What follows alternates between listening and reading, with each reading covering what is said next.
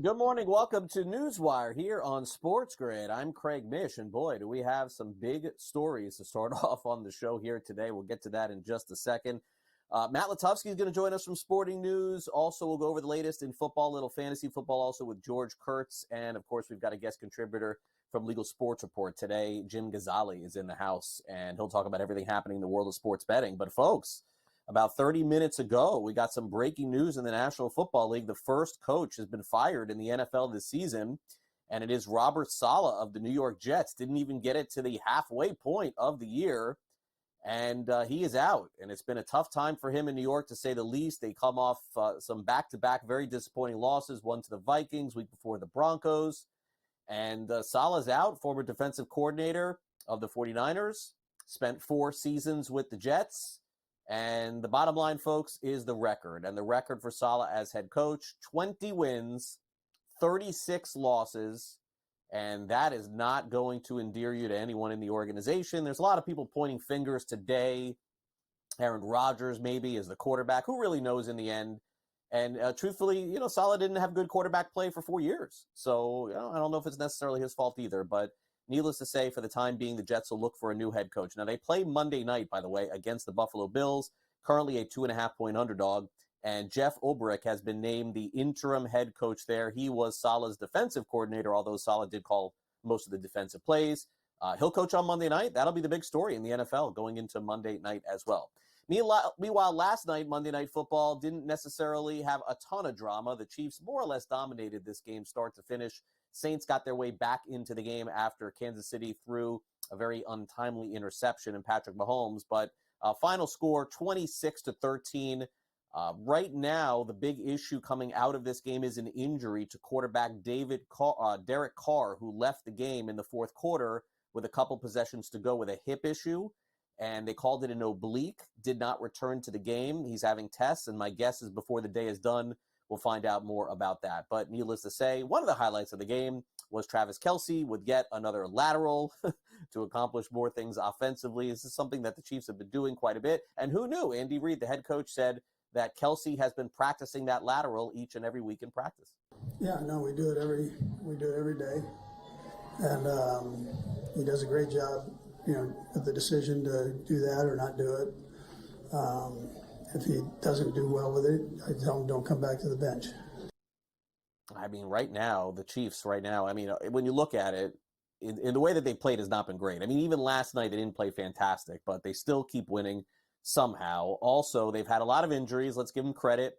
Isaiah Pacheco hasn't played. Rashee Rice hasn't played. Patrick Mahomes has been throwing to different players, including Juju Smith-Schuster, who had his best game as a Chief. He talked about the other contributors in the game last night. I think it's a credit to not only the guys, and how hard they work, but Coach Reid and just knowing their skill sets and how to put them in great positions. And Kareem just runs extremely hard. He gets every yard out there, catches the ball, does whatever it takes in order to go out there and win. And then Juju, even when he wasn't getting as many reps, he was in the playbook. He was learning the things that he had lost over 1 year. But y'all saw him 2 years ago. He fits in well in this offense, and so he did a great job today. So it was cool to get those guys going and them to step up. And it's going to be like that until we start getting some of these guys back. It's going to be everybody's going to step up and make plays. Meanwhile, the New Orleans Saints started off the season 2-0, and if you watched a lot of shows covering the NFL, they were the favorites to win the division. They were a surprise, scoring 40 points a game, and now, oh my gosh, have they gone the other way and may not have their quarterback this week, as Derek Carr, as we mentioned, suffered an oblique injury. He's going to have an MRI today. Their backup is Jake Haener, who looked a little capable when he came in the game last night, but let's be real, it's not the same as having Carr. Meanwhile, Devontae Adams, we got an update on him, which is not really one at all. Pulled out of media appearances, I guess, today. When there's something to tell you more about Adams, we'll let you know. It doesn't look like he's going to play for the Raiders, but will he play for anyone else? Remains to be seen. Bears safety Jaquan Brisker in concussion protocol did not travel to London for their upcoming game this weekend. And also Deshaun Watson, the beat goes on for him legally. A lawsuit accusing him of sexual assault and battery has been resolved. His attorney, Rusty Hardin, said that the case has been resolved and that there is some sort of settlement that is confidential. Who knows? A lot of stuff happening with Watson. All right, Malachi Moore, let's get to this. It was a tough week for Alabama, but good news, at least for them today. that Moore is not going to be suspended for his outburst on Saturday. He was throwing a tantrum on the field, and his reactions went viral. Alabama head coach Kalen DeBoer said he apologized to the team and will not be suspended for his actions. Meanwhile, Quinn Ewers is returning for number 1 Texas this week. They got that big showdown against Oklahoma. Although Arch Manning has played great in his absence, Alabama's defensive tackle Jahama Otis has decided to redshirt and will transfer over playing time. And also an antitrust settlement granted preliminary approval on Monday gets Division I athletes closer to being paid directly by schools as opposed to being paid through NIL deals. In baseball yesterday, a scintillating game with not a lot of scoring between the Detroit Tigers and Cleveland Guardians. This one in favor of the Tigers, and it all came in the 8th inning, a 3-run home run from Kerry Carpenter off guess who? Closer Emmanuel Clase. First time ever Clase has given up a 3-run home run in his career. Some bad timing there. Good timing for Kerry Carpenter, who talked about hitting the game winner. I don't know if I can describe it, but yeah, I knew it was gone, and it was just an amazing feeling being able to come through for this team because our pitchers are keeping us in these games like crazy. And it's amazing to be able to come through for our pitching staff, especially Skubal, Vest, Brisky. These guys are just like laying it all out there for us, and to be able to come through for them. And I mean, they threw a shutout today. It's incredible. So that was kind of my emotion. Is like I wanted to go celebrate with everybody on the team. You talk about a rarity to have Emmanuel Clase give up any home run, especially late in a game. It's just something that hasn't happened all season. He was the best closer in baseball. Stephen Vogt, the manager of the Guardians, acknowledges just how rare it was to see that happen. I mean, we've lost games like this before as well. Maybe not this exact game, but you know, we're resilient. We're gonna fight right back on Wednesday. You know, it was such a great baseball game tonight. That was a lot of fun. Pitching on both sides. And they just got the big hit, and we didn't. Right now, no big hits for the Yankees. Should this be a surprise? How many postseasons in a row do we have to see this happen? Yesterday, the Kansas City Royals beat the Yankees in the Bronx 4-2. Series is tied. Heading back to Kansas City, some big struggles offensively for New York. It's been the story year after year after year. The story for the Royals right now has been Salvador Perez has been coming up with some really big hits as his manager, Matt Quartaro. Yeah, it's enormous. You cannot put a number on what he does out there for us in every aspect, whether that's, you know, in the clubhouse, on the field, you know, clearly as a player. But yeah, he's got a great feel for the game. He understands the moment. He understands when he needs to say something, when he doesn't need to say something. He and I have grown our relationship tremendously. It's a real joy to be around him on an everyday basis.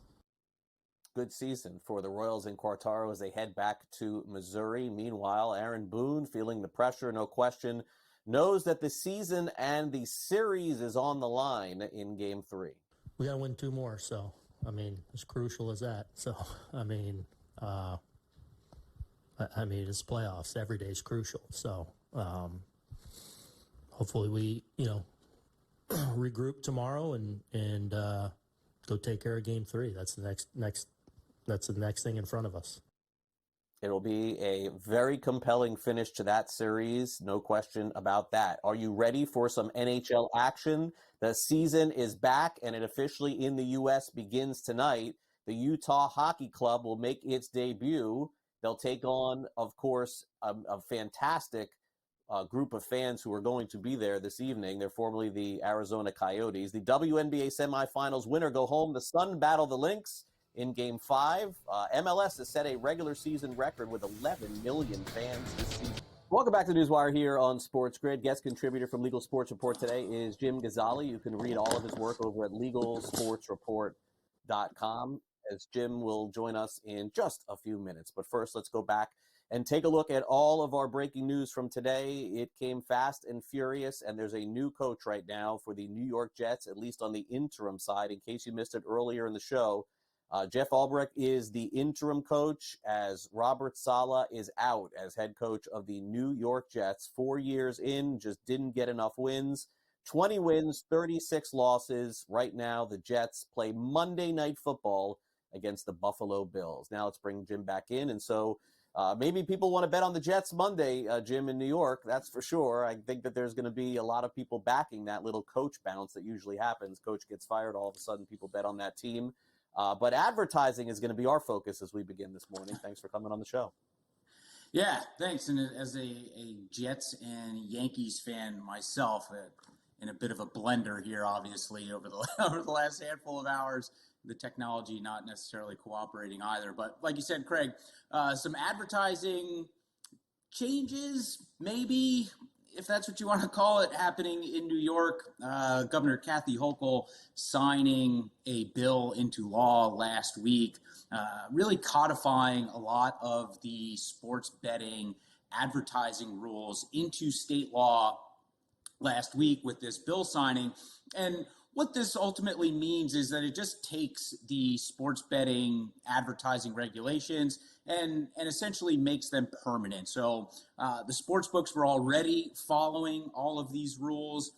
Everybody has been in compliance with these for forever, really, since mobile sports betting launched in January of 2022. And the requirement still remains that the problem gambling helpline needs to be in all sorts of advertising, whether in print, online, or over the air on television, social media as well. And the advertisement has to have that hope line, the New York problem gambling hope line, as it's called, in a legible font and of the right size. So really this comes on the heels of, I should say, really comes on the heels of a lot of other states really focusing on their advertising rules. We've seen Ohio do a lot with their advertising rules for sports betting apps. We've also seen Massachusetts do a lot with their advertising rules as well. And even so, Craig, like we've talked about over the last couple of months a few times, there's now federal legislation that is putting sports betting advertisements under the microscope with that Safe Bet Act from New York Congressman Paul Tonko that wants to limit where sports betting ads can be placed and at what times they can be shown to potentially avoid any underage audiences. So certainly not a huge change in New York, but sports betting regulations around advertisements now made permanent in state law, Craig. Okay, well, we'll keep an eye on that, of course. And again, a very, I think, noteworthy appearance here for you, Jim, because again, if they want the graphics to look different on the screen in terms of font, it tells you the story. It feels like they don't think their message is being delivered in a way to keep people gambling responsibly. So we'll see. Meanwhile, this shouldn't be a huge surprise. Football comes back. Yankees and Mets both in the postseason, and New York's betting numbers are up. But again, maybe we could just correlate it to the most active sports betting time of the year. It is football season, Jim. I don't know how else to say it. Yeah, I think you're absolutely right, Craig. $516.8 million was bet in New York for the week ending September 29th. And the interesting thing that happened that week was that ESPN Bet launched in the New York market. Now, albeit they did not offer any promotional sign-up bonus. Now, if you recall, when they launched in their more than a dozen markets initially back in November, when the ESPN Bet branding took over for the Barstool Sportsbook, they were giving out promo dollars left and right, and Penn Entertainment CEO Jay Snowden even said at an earnings call following that November launch elsewhere that they ended up spending a lot more and giving away a lot more than they had originally anticipated.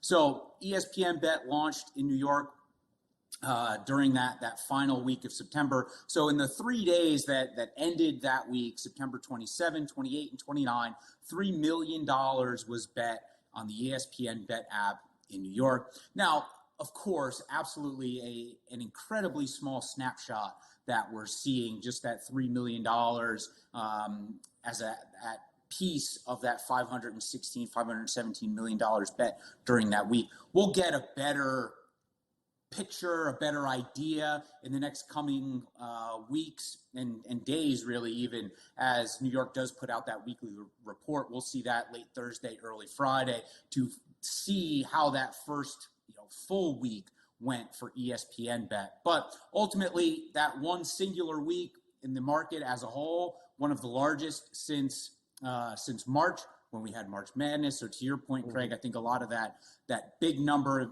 nearly $517 million, has a lot to do with just the time of year. College football's in full force. The NFL's in full force. So ESPN Bet launching in the midst of that, $3 million bet on their app in just 3 days during that final week in September. And we'll see what the future holds for them as we get more data coming in here in the next couple of days and weeks. Yeah, no, and I think that New York in particular is the one state to watch as it regards to all of the action that's going on there, and one that I wouldn't have anticipated having these kind of numbers. On the flip side, Jim, would be Kentucky, $3 billion in their first year, including some very eye-opening retail numbers. And that, for people who are unfamiliar, that means in person, people showing up to bet in person, Jim, gives hope for other states that, maybe are just like dabbling with the idea of maybe having an online and retail market. This should give them some hope. Yeah, and certainly some pretty decent numbers coming out of Kentucky that we saw through their first, we'll call it their first full year of sports betting. $147 million bet in August. That brought them just shy of $3 billion for those first 12 months. Now, the retail, the in-person sports betting, which launched last year on September 7th, the same day that the NFL season kicked off.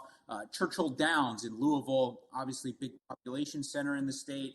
They were the most popular retail sports book with just over $35 million in wagers. And what was interesting about that, to me at least, was that they shut that sports book down for a handful of weeks around the Kentucky Derby so they could, bring in some additional paid seating options to the Derby weekend event. So I'm pretty sure that sports book was closed for at least 2 weeks, if not more, during that first 12 months. So $35 million, a little bit more than $35 million in bets for Churchill Downs as the most popular retail sportsbook in Kentucky during those 12 months. And then on the online side, DraftKings, they led the online market with nearly $900 million in bets.